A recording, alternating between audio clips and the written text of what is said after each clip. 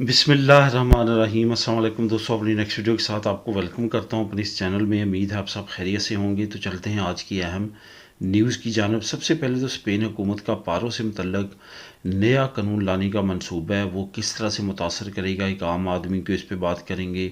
Spain work permit से related कुछ अहम मालूमात है जो आप लोगों के साथ शेयर करूँगा। जो ताज़ा तरीन इस वक्त सूरत हाल है उससे किस तरह से आप फ़ायदा उठा सकते हैं उस पर बात करेंगे। इंग्लैंड का इमिग्रेंट से रिलेटेड एक नया मनसूबा लाया जा रहा है, वो किस तरह से ख़तरनाक साबित हो सकता है इमिग्रेंट्स के लिए, इस पर बात करेंगे। और आखिर में इटली वर्क परमिट से रिलेटेड ताज़ा तरीन नई मालूमात आई हैं, वो आप लोगों के साथ शेयर करूँगा। तो सबसे पहले तो स्पेन हुकूमत का जो पारो से रिलेटेड एक नया कानून आया उस पर बात करते हैं। जैसा कि आप जानते हैं कि पारो काफ़ी ज़्यादा अहमियत की हामिल है, क्योंकि जब आपको किसी जगह पे भी काम नहीं मिलता, ख़ास तौर पे जैसे कि अब कोरोना के बाद हालात जो हैं वो एक मरतबा काफ़ी ज़्यादा जो है वो सुस्त रोई का शिकार हैं। आपको जॉब तलाश करने में, अपने प्रोफेशन में इवन जो है एडजस्ट होने में काफ़ी ज़्यादा वक्त दरकार होता है और काफ़ी ज़्यादा मेहनत तलब काम है। आपको जॉब तलाश करना, वहाँ पे एडजस्ट होना और उसको कंटिन्यू रखना इस वक्त वाकया ही एक अहम जो है वो मुश्किल है। लेकिन इसके साथ साथ जो स्पेन की हुकूमत है उसने कुछ और मज़ीद हुकूमत मुश्किल बढ़ाने का सोचा है। इसमें आपको बताता चलूँ कि जैसे आपने काम किया होता है, मिनिमम 1 साल आपने काम किया, अब आपको आगे काम नहीं मिल रहा। अगर आपका एम्प्रेस, आपकी कंपनी जहाँ पे आप काम करते हैं, आपका ओनर आपको एक लेटर इशू कर देता है कि मेरे पास अब काम नहीं है, तो इसको बेरोज़गारी अलाउंस दिया जाए। ये बेरोज़गारी अलाउंस वो होता है जो आपको, आपका जब ओनर, आपकी जब कंपनी, आपका एम्प्रेस है, जब आप काम कर रहे होते हैं तो आपका जो टैक्स गवर्नमेंट को पे हो रहा होता है उसमें एक पोर्शन इसका भी होता है, जिसको उर्फ़ आम में पारो बोलते हैं। ये जो पारो है ये आपको बेरोज़गारी की सूरत में आपको हुकूमत देती है कि आप काम तलाश करें। काम जब तक आपको नहीं मिलता, आपकी जो रोज़मर्रा के एक्सपेंसेस है वो हम बेयर करेंगे, यानी कि पे करेंगे। नॉर्मली जो है वो 70 to 75% आपको पारो मिलती है। इसके साथ साथ जो पारो का और सबसे बड़ा फ़ायदा है वो ये है कि आप इसके दौरान अपने दूसरे मामलात देख सकते हैं। हुकूमत की तरफ से ये कहा जाता है कि आप, एक अदारा है इनका, वहाँ पे आप अपना अंदराज करवाएं कि आप जॉब तलाश कर रहे हैं, वो भी आपको जॉब्स के ऑफ़र करेंगे। आप भी हर 3 महीने के बाद वहाँ पे जाएंगे, या ऑनलाइन, कोरोना के वक्त ऑनलाइन भी हाज़िरी लगती रही है वो करवाएंगे। बहुत सारे लोग, आपको जो मालूम होगा कि पारो लेना चाहते हैं और वो वहाँ पे जाते हैं फार्मेलिटी के तौर पे, वहाँ पे सिग्नेचर करते हैं कि हम जॉब तलाश कर रहे हैं। अगर वो कि आपको जॉब्स ऑफ़र देते हैं तो आप उनको एक्सेप्ट नहीं करते, उनकी इंटरव्यू देने नहीं जाते, या वहाँ पे आप काम नहीं करना चाहते। असल में आपका टारगेट होता है कि जो आपकी पारो रहती है वो ख़त्म कर लें, उसके बाद ही कुछ किया जाएगा, जो मैं नॉर्मली आम बंदे की बात कर रहा हूँ। इस पे अब हुकूमत ने एक नया स्टेप लिया। उसने कहा है कि जो इनम का ऑफिस या सुख का, जिसे उर्फ़ आम में कहते हैं, वो अगर आपको जॉब की ऑफ़र करेगा कि आप जॉब, आपके लिए ये है, आप जाके इंटरव्यू दें और काम करें, अगर आप वो एक्सेप्ट नहीं करते, एक ख़ास लिमिट के बाद आपकी पारो जो है वो ख़त्म कर दी जाएगी, काट दी जाएगी। ये बिलाशुबा एक बहुत डेंजर किस्म का कानून है। इसको लाने का उनका मकसद यही है कि जो शौकिया लोग पारो लेते हैं, खाते हैं, उनको रोका जाए ज़्यादा से ज़्यादा। जो मजबूरी की हालत में है, जिनको वाकया ही काम नहीं मिल रहा, उन्हीं को सिर्फ पारो मिले।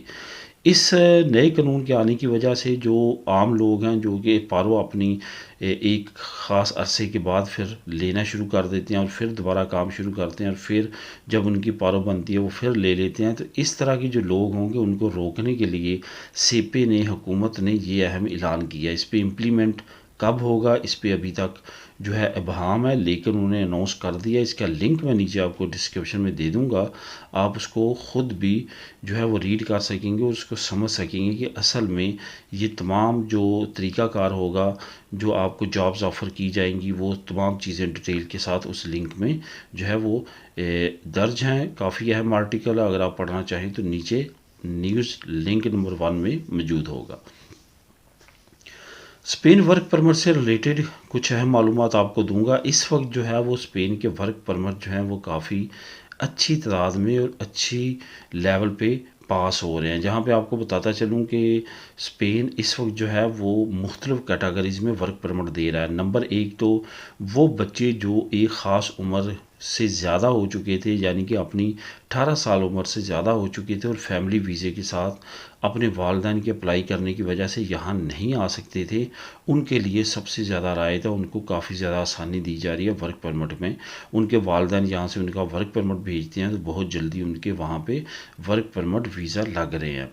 नंबर जो 2 जो है वो ब्लड रिलेशन पे भी अब थोड़ा-सा काम तेज़ हुआ है, कुछ लोगों के वर्क परमिट निकले हैं। वो ये है कि आप अपने भाई को, अपने करीबी रिश्तेदार को, ख़ास तौर पे यहाँ मैं ब्लड रिलेशन की बात करूँगा, उनको आप हर महीने कुछ ना कुछ ख़र्चा भेज रहे हैं और काफ़ी अरसे से भेज रहे हैं और आपके पास उसका प्रूफ़ है कि आप उनको काफ़ी अरसे से भेज रहे हैं। असल में वो ये शो हो जाता है कि वो बंदा आप पे डिपेंड करता है, मैं उसको यहाँ पे काम के लिए बुलवाना चाहता हूँ और वो यहाँ पे रह के काम करेगा। इस तरह की सिचुएशन में भी आप अपने ब्रदर को, अपने ब्लड रिलेशन को, करीबी को बुला सकते हैं। ये भी बहुत अच्छा कानून है और इससे काफ़ी ज़्यादा लोगों ने फ़ायदा उठाया और काफ़ी ज़्यादा लोग फ़ायदा उठा रहे हैं। लेकिन इस कानून को थ्रू प्रॉपर चैनल लेके चलना है। आपने ख़ास तौर पे जिस बंदे को बुलाना है उसको काफ़ी अर्सा पहले, कम से कम 1 साल पहले इनकम उसकी जो है वो आपने शो करनी है कि आप पूरी कर रहे हैं।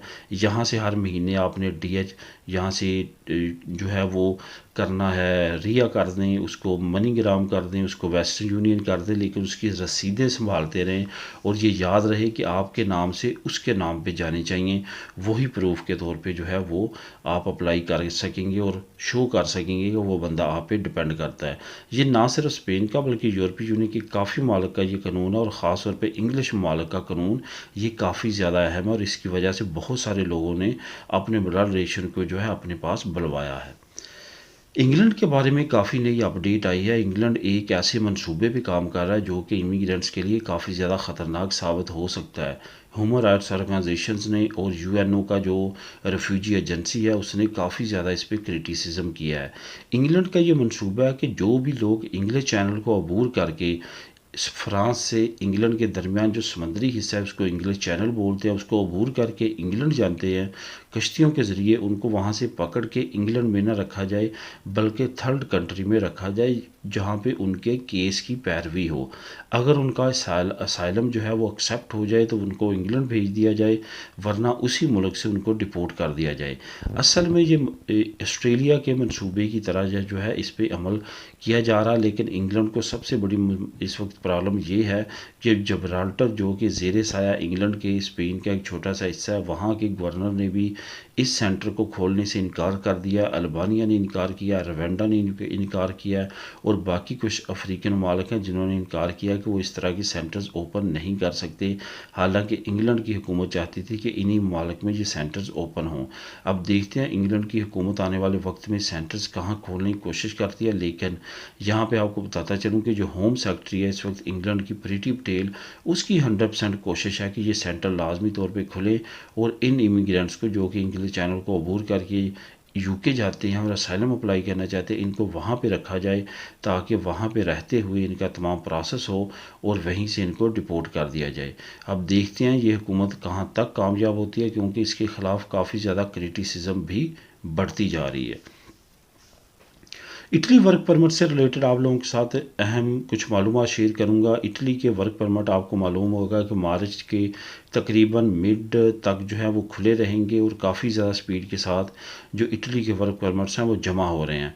इस दफ़ा थोड़ा सा इस वजह से ज़्यादा उम्मीद है कि वही सेम हुकूमत जो है वो मनसूबा उसने तैयार किया है इस वर्क परमिट से रिलेटेड और पिछले सालों से 2020 से तकरीबन डबल से थर्ड गुना जो है वर्क परमिट्स का अनाउंसमेंट की गई है और बहुत ज़्यादा उम्मीद है कि यही हुकूमत जो है वर्क परमिट्स की मुद्दत ख़त्म होने के बाद बहुत जल्द इन पे रिज़ल्ट्स देगी। उसकी सबसे बड़ी वजह यह है कि वहाँ पे एग्रीकल्चर का जो सेक्टर है वो बहुत ज़्यादा मुतासर हो चुका है, उनको जो है वो वर्कर दरकार नहीं है।